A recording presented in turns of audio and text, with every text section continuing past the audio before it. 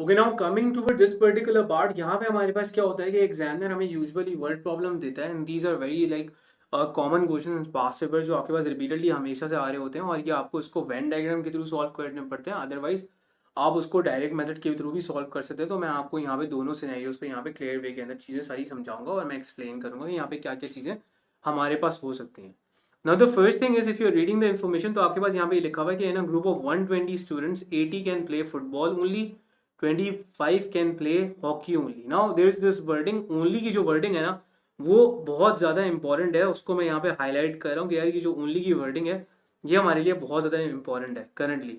How many students can play both the games if there are 3 students who can play neither. कोई 3 ऐसे बच्चे हैं जो हमारे पास कोई भी गेम नहीं खेलते।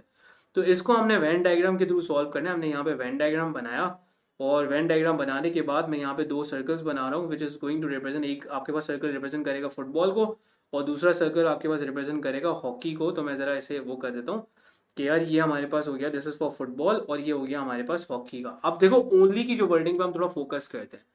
80 कैन प्ले फुटबॉल ओनली का मतलब ये होता है कि यार अगर मैं इस पूरे सर्कल की बात करूं तो इस सर्कल के अंदर हमारे पास कुछ ऐसे बच्चे भी नजर आ रहे हैं जो कि हॉकी का भी पार्ट है। दैट मीन्स कि यार कुछ ऐसे बच्चे हैं जो फुटबॉल भी खेलते होंगे, वो हॉकी भी खेलते होंगे।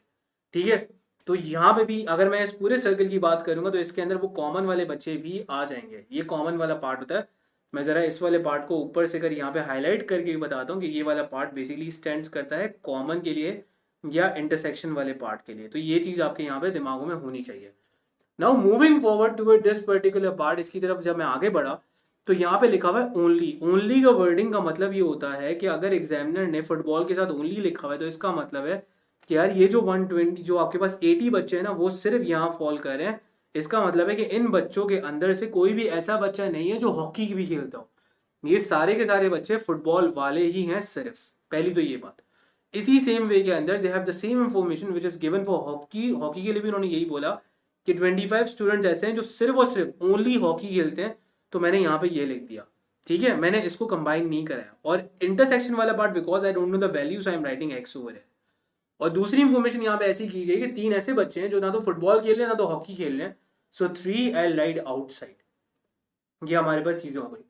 अब you can use the common sense कि अगर मैं इन सारी वैल्यूज को एड अप करूंगा, I write 80 plus x plus 25 plus 3 and that is going to be equals to 120। ये आपके पास किसके इक्वल हो जाएगा? 120 के इक्वल हो रहा है। यहाँ पे आपको ये चीजें विजिबल है, आपको यहाँ पे पता चल रही है कि यहाँ पे हमारे पास क्या किस तरह से ये हमारे पास बिल्कुल ही इक्वल आ रहा है। So moving forward toward this particular part, but मैं एक कॉन्सेप्ट को रिपीट करना चाहता हूँ कि अगर कभी एग्जामिनर आपको यहाँ पे ओनली की वर्डिंग देगा तो ओनली की वर्डिंग के लिए आपके पास यहाँ पे क्या होगा कि आपको यहाँ पे फोकस कराना पड़ेगा कि यार सिर्फ आप इस वाले पार्ट की बात कर रहे हो, और यहाँ पे भी आप सिर्फ किस वाले पार्ट की बात कर रहे थे? सिर्फ आप इस वाले ही पार्ट की बात कर रहे थे। ठीक है, अब because I want to calculate the value of x, तो एक्स की वैल्यू आपके पास कैसे कैलकुलेट होगी? आप 120 माइनस 80 माइनस 25 एंड माइनस 3 आप पूरा के पूरा यहाँ पे माइनस कराओगे। सो विल बी कह कि आपके पास यहाँ पे जो ऐसे बच्चे हैं जो दोनों गेम्स खेलते हैं वो आपके पास बच्चे यहाँ पे आ गए 12। सो 12 स्टूडेंट्स वो आपके पास क्या है? दोनों गेम्स खेलते हैं। ये आपने निकाल दिया। And this is a very common example, ये अक्सर हमारे पास आ रही होगी। लेकिन पास्ट पेपर में वो ओनली की वर्डिंग बहुत कम यूज करते हैं। यूजुअली वो ये वाली एग्जांपल आपको देगा जो मैं यहाँ पे अब आपको यहाँ पे करवाने लगा। Okay, so in a group of 40 peoples 35 can speak English and 12 can speak French. ये आपके पास 2 लैंग्वेजेस के बारे में इंफॉर्मेशन दी गई है। तो मैं जरा इसी सारी इंफॉर्मेशन को देख के ना एक यहाँ पे डायग्राम बना लेता हूँ। अब कभी कभार एग्जामिनर इसको ये बोलता है कि यार आप इसको डायग्राम बना के सॉल्व करो, अदरवाइज आप इसको ऐसे भी कर सकते हो without using a diagram. But मैं यहाँ पे स्टूडेंट्स को ये बोलता हूँ कि यार बिकॉज आप अपना कॉन्सेप्ट क्लियर करो, पहले आप डायग्राम बना के कर लो ताकि कोई भी कॉम्प्लिकेटेड कोई चीज़ है ना वो आपके लिए बहुत आसानी से सॉल्व हो जाए। So right now I am going to make a circle for A, sorry make a circle for E, और दूसरा मैं सर्कल बनाऊंगा फ्रेंच के लिए। मैंने ये 2 सर्कल्स यहाँ पे बना लिए। ठीक है, ये 2 सर्कल्स मैंने यहाँ पे बनाए। दिस इज फॉर इंग्लिश, एक हमारे पास इंग्लिश का हो गया, एक हमारे पास फ्रेंच का हो गया। नाउ प्रीवियसली अगर आपने सवाल में नोटिस किया था तो उन्होंने क्या लिखा हुआ था? उन्होंने लिखा हुआ था कि यार 80 can play football only. But इस वाली एग्जाम्पल के अंदर वो क्या बोल रहे हैं कि आपके पास टोटल 40 लोग हैं जिसमें से 35 इंग्लिश बोलते हैं। उन्होंने कहीं भी इंग्लिश की जो ओनली की वर्डिंग है वो इन्होंने यहाँ पे यूज नहीं की हुई। So when the examiner is not using the wording of only, तो आप सबसे पहले क्या काम करोगे? आप यहाँ पे क्या करो कि बिकॉज ओवरलैपिंग पार्ट या इंटरसेक्शन वाले पार्ट के बारे में आपको इन्फॉर्मेशन गिवन नहीं है, तो आप यहाँ पे लिख दो सिंपल सा एक्स। आपने यहाँ पे सिंपल सा एक्स लिख दिया। अब ये जो पूरा के पूरा आपके पास सर्कल है इंग्लिश का, ये बेसिकली आपके पास है 35, क्योंकि उसने इंग्लिश की बात करी है, नॉट ओनली, उसने ओनली वाले पार्ट की नहीं बात करी। सो दे आर टॉकिंग अबाउट कि 35 जो है ना वो इंग्लिश को बिलोंग करते हैं, तो इसका मतलब है कि इस 35 के अंदर ये पूरा के पूरा सर्कल आ रहा है। सो दैट मीन्स कि अगर मुझे ओनली निकालना है, अगर मुझे ये वाला पार्ट चाहिए, तो हमारे पास टोटल है 35, उसमें से मैं ये ओवरलैपिंग वाला पार्ट माइनस करूंगा। So now this will be going to be 35 minus x हो जाएगा। मैं वापस से रिपीट कर रहा हूँ, ये जो 35 वाली जो चीज़ है हमारे पास बेसिकली वो इस पूरे के पूरे सर्कल को रिप्रेजेंट कर रही है, और मुझे बिकॉज सिर्फ इतने की वैल्यू चाहिए, तो मैं इसमें से ये ओवरलैपिंग वाला जो एक्स वाला पार्ट है वो माइनस कर दूंगा। So that's why I have written 35 minus x, and the same thing I will do for French also. यहाँ पे हमारे पास लिखा हुआ है कि हमारे पास फ्रेंच के अंदर 12 बच्चे आ रहे हैं, तो ये 12 के 12 की ये वैल्यू शो हो रही है, मुझे सिर्फ ओनली वाला पार्ट चाहिए इतना सा, तो मैं इसमें से ओवरलैपिंग वाला पार्ट, ये कॉमन वाला पार्ट माइनस करा दूंगा। So that's how I am going to write 12 minus x, ये मैंने चीज यहाँ पे करा दी है। ठीक है, अब थोड़ा आगे की तरफ हम लोग मूव करते हैं। Now moving forward toward this particular part, I know कि अगेन हमारे पास यहाँ पे कोई ऐसे बच्चे नहीं है जो दोनों लैंग्वेज के अंदर जो क्लासेस ना लेते हो, सारे के सारे बच्चे क्लासेस ले रहे हैं। तो यहाँ पे हम आगे बढ़ते हैं, और यहाँ पे हम क्या करेंगे, ओनली सबसे पहले मैं चलो इसको वर्डिंग्स की फॉर्म में भी लिख देता हूँ ताकि थोड़ा सा हमारा कॉन्सेप्ट और मजीद क्लियर हो। सो आई राइट ओनली इंग्लिश प्लस ये हमारे पास इंटरसेक्शन वाले पार्ट, ये एक्स लिख दिया, प्लस ओनली फ्रेंच वाले बच्चे, और इन सब का इक्वल करूंगा तो ये टोटल के इक्वल होगा, which is 40। So this going to be 35 minus x plus x, only French हमारे पास हो गया 12 minus x equals to 40।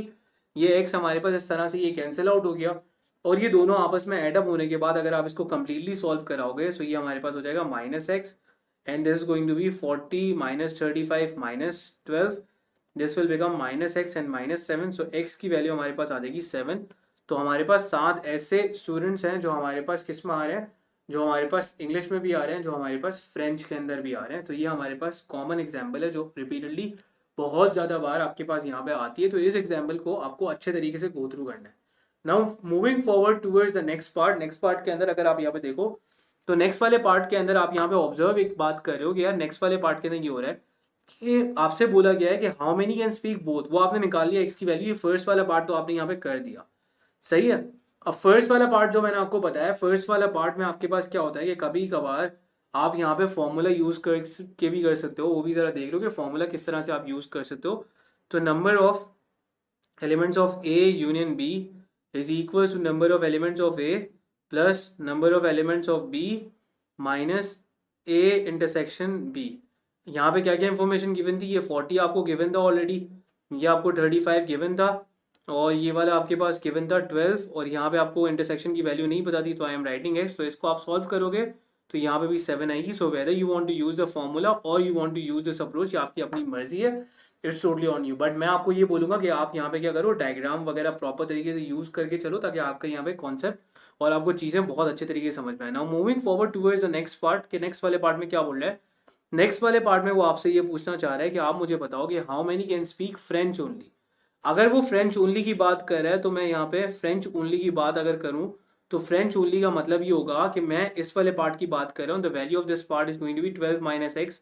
Now currently I know the value of x, तो ये हो जाएगा 12 माइनस 7। तो फ्रेंच ओनली के लिए हमारे पास आ गए कि यार 5 बच्चे ऐसे हैं जो सिर्फ और सिर्फ फ्रेंच पढ़ते हैं। एंड सेम हमारे पास थर्ड वाले पार्ट के अंदर अगर आप बात करो ओनली इंग्लिश की, तो मैं थर्ड वाले पार्ट के अंदर लिख सकता हूँ 35 माइनस एक्स, एंड एक्स की वैल्यू हमारे पास यहाँ पे क्या है 7 है, तो 35 minus 7 and that is going to be 28। तो 28 ऐसे स्टूडेंट्स हैं जो हमारे पास क्या बोलते हैं, इंग्लिश बोलते हैं, right. So this is the most common example जो हमारे पास पास्ट पेपर के अंदर, इसके बहुत ज़्यादा सवाल है, तो आपको इसके ऊपर अच्छे तरीके से ग्रिप कर देनी है।